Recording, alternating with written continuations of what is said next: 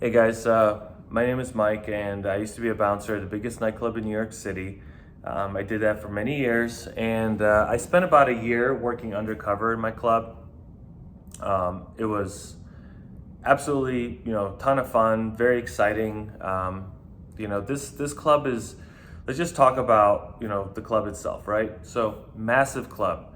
You have 2,000 to 8,000 people a night in there. It was mostly electronic dance music, right? So techno and that kind of stuff. We had a hip hop night as well. And this being a massive club with thousands of people coming every weekend, um, there's a lot of opportunity for a lot of bad things. I mean, we're already talking about New York City, but then a club of that size is like its own little town inside of this massive city, and it's got all kinds of problems. And you have, a small staff of guards because the fact is that 99% of people are in there having fun and not going there to cause any kind of specific criminal behavior, right? I mean, people get drunk, they vomit, they have a medical emergency, they overdose, that kind of stuff happens, in that kind of environment. But 99% of people are not there to cause problems. 1% of the people will cause problems for us in terms of like fighting or refusing to leave or whatever. And then less than 1% of people were there to actually cause crime. Professional pickpockets, professional drug dealers, date rape scumbags, whatever the issue was. Very few people were there for that, but you had them every night. And we had, a couple instances, but, it was 10 to 20 out of thousands, it's a fraction of 1%.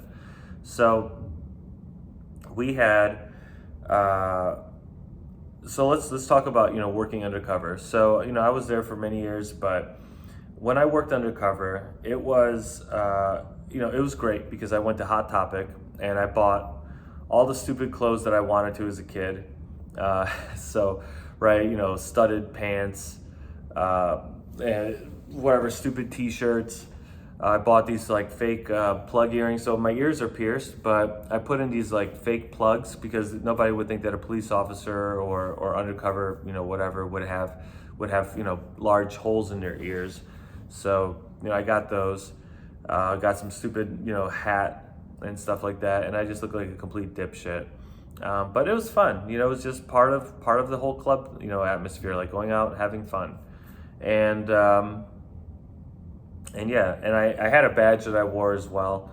So it looked like an NYPD badge, and it was, just a security guard badge. But the point of me having that is that if I, caught somebody, I would have to identify myself. And because I'm working alone, I had a radio with me, so depending on the situation, if I needed to, I'd be able to get on the radio and call for backup, and a squad of goons, squad of guys, that I work with would show up, and we'd arrest somebody or a team of people, because sometimes we would have, for example, teams of pickpockets. They would work in teams of like 2 or 3, and I'll tell you guys stories about how we dealt with pickpockets, especially with me undercover. But let's talk about catching drug dealers. So most of the time you walk around a club, and you'll hear somebody. They'll walk past you and they'll say, Molly, Coke, Molly, Coke, weed, and they're selling. So they're just kind of telling you, and you go, oh yeah, you got some Coke, and it's, yeah, I got some Coke, and they'll show it to you, or say, yeah, let's go into this corner over here and let's do a transaction.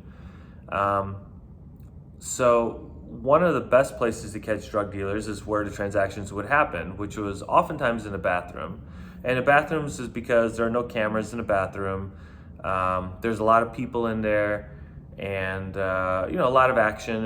And sometimes you can find a little corner, or maybe go into a toilet stall with another dude, and you guys do a transaction in there, even though it's pretty suspicious looking. But I would sometimes hang out in a bathroom. And there was a bathroom attendant there who's supposed to kind of keep security and also keep an eye out for drug dealing. But that bathroom attendant was a great guy, but intellectually wasn't all there.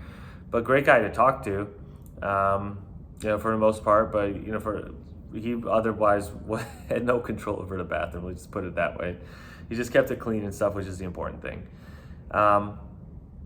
So I would hang out in the bathroom, just talk to him or whatever. But also, but I'm undercover, right? So I'm standing in a corner looking like just a normal dude. And this bathroom, mind you, is huge, right? It's a big ass, 200 square foot. It had like 10 toilet stalls in there, 10 or 15 toilet, I'm sorry, not 10 or 15 toilet stalls. It had 10 or 15 urinals up against the wall. And it had, we had 3 or 4, toilets in there with stalls. And it's a big bathroom. So you could cram probably, 60 people into it, so it's designed for, high flows, one of the bigger bathrooms that we had. And so I'd be hanging out there. Imagine like a stadium bathroom, so very large, but very dimly lit. So everything, the whole club is very dimly lit. It's fairly dark. And in that bathroom, and when people are clubbing, we kept the lights, fairly low. And so I'm just kind of hiding in a corner there, just, waiting for something to happen. Sure enough, in comes in this guy, and he's like this Hispanic dude. He's got he has some t-shirt on, like a white t-shirt, some graphic design on it. He got his hat on like this, up to no good kind of hat. And this like young white, and so this Hispanic guy, he's probably like in his, I want to say like in his 40s maybe. He must have been like 42 or something like that. And this kid, this young white dude comes in, and he's dressed in like a button-up shirt. He's got, nice hair. He looks like he's, going to law school or something. And we did have a top Ivy League school campus nearby at our club. So we had a lot of kids from that campus, coming to our club. So anyways, so this dude comes in with this kid. The kid's all excited. I can see he's already got money in his hand. And the guy's talking excitedly with him. He goes, yeah, you got the stuff. He's, yeah, check this out. So, the kid hands over some money to him, and then this Hispanic dude reaches down, pulls up his pant leg, and then opens up his sock, reaches in his sock and pulls out a big tube, like Ziploc bag, about this big, full of drugs, okay, but what it was smaller Ziploc baggies. So he had maybe like 20 to 50 Ziploc baggies, 20 to 50, it was probably like 30 to 50 Ziploc baggies full of white powder, right? So I think it was Coke that he had in there, and that's what he had. He had a sock full of Coke, and he pulls out the Ziploc thing, pulls out one little, probably a 20 bag or something, hands it to the kid. And me, as I'm watching this, I pull out my radio, and I quickly get on the radio and I call Code Blue in the men's Code Blue in the men's downstairs bathroom. And send me, and I said, send me Tom and John. And I put my radio back, and as these two dudes, they complete the transaction, guy puts the drugs back in his sock, and they turn around to leave the bathroom. And mind you, there's like dozens of people. I mean, there's probably 40 people just packed in this bathroom, using the bathroom, coming in and out, talking, standing around, talking. People are smoking cigarettes too. Nobody's supposed to do that, but people were. And so this kid, so like I said, so this dealer and this kid, they turn around to leave the bathroom, and I just pop out of the shadows and I grab both of them. I grab the kid and I grab the dealer, and I just push both of them into one of the toilet stalls, just jam them into the toilet stalls. And I did that so that they couldn't run, because there's two of them in there. I'm by myself, and it's very hard for me to control one or the other. I could grab the kid, the dealer gets away. I'm more interested in the dealer, because those are the guys that we want to prosecute when we caught them, make sure they don't come back to our club. So I catch the dealer, and I grab both of them, and I shove them into the toilet stall so that they can't escape. And I shove them in the toilet stall, and they're both like, what's going on? What's going on? I said, shut up, security, just stay right here. And the kid's freaking out, doesn't know what's going on. He's just not doing anything. He's got his hands up like this, and I got him shoved in a toilet stall up against the wall, between the wall and the I guess the corner, and the drug dealer, he knows what's going on. He's reaching down in his pocket. He's trying to reach down to his sock to get to the drugs so that he can flush them down the toilet. And I'm punching him and trying to hold his arms up at the same time as I'm elbowing this kid. I'm trying to shove the kid in one side, and I'm grabbing his dealer, and I'm trying to like hold his hands up. I'm kicking him, punching him, like trying to distract him from reaching down because he's working like a fucking animal, just trying to get to the drugs because he's got to flush that shit, right? He's a guy, he's an older dude, he's probably been popped before, you know, maybe he's a felon, okay? So he knows that if he gets caught again with drugs, it's all over for him. So he's just trying to get rid of the evidence, and I'm fucking fighting to hold him. Sure enough, about a couple seconds later, about 5 of my buddies, 5 security guards bust in, and the security guards I work with, a lot of them were these huge, big, scary dudes from Harlem and Brooklyn, so they're bigger and taller than me. And they come in and they yank us all out. They grab me, they grab the guys, and I say, hey, keep his hands up. He's got drugs in his, he's got whatever the shit in his sock.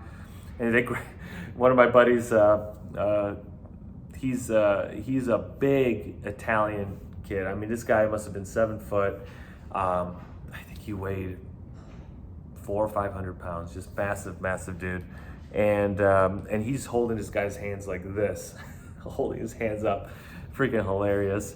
So we grab these guys, and we take them down to an office that we had, an office area. We called it. It was in the basement area, far away from everybody, and we'd hold people there for the police. So we grabbed these 2 dudes, grab them down there. Our chief of security, so he was the guy I directly reported to. He came down. Our chief of security was somebody who'd been working at that club for many years, had years of experience. But he would talk with me, and we'd figure out, are we going to arrest these people or what are we going to do? And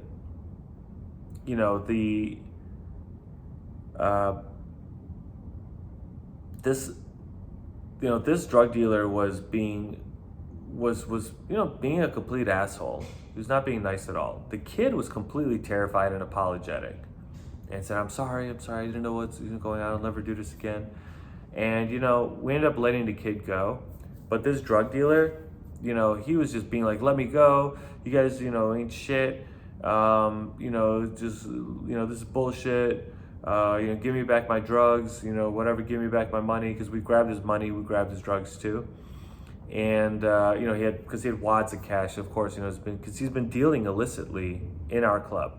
And so we had at this point a decision. We're like, do we fuck him up, like street justice, make sure he never comes back? And we do that all the time. We give him a message and fucking throw him out, and that's it. Or do we hand him over to NYPD?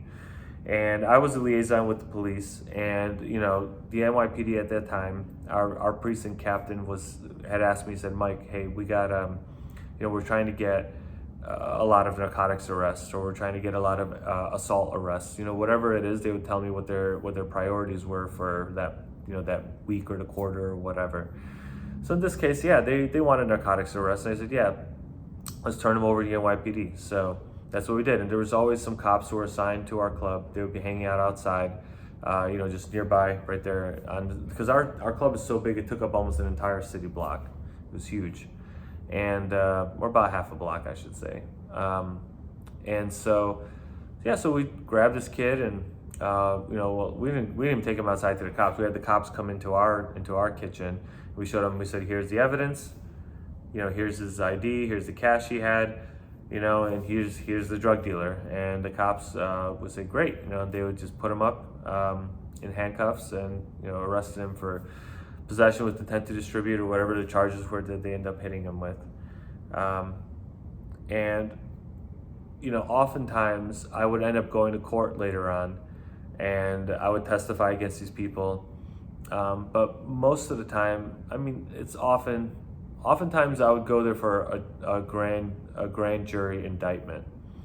And that's because, the dealer would need to get indicted. And by that point, they're going to start trying to cut a deal with the district attorneys, because they don't want to go to trial, and the district attorneys don't want a trial because it's a lot of work for both sides. Doing trials, and all that. And so oftentimes they would just try and cut him a deal. So, you know, I didn't go to court for every single case, but I did go to court quite a bit. In this case, I didn't go to court probably because the guy ended up cutting a deal. Maybe he violated his parole. Who knows what happened with him. But the point is that we never saw him again. So I worked for years after that, didn't see him come back. So, yep, that's the story of working undercover in the biggest nightclub in New York.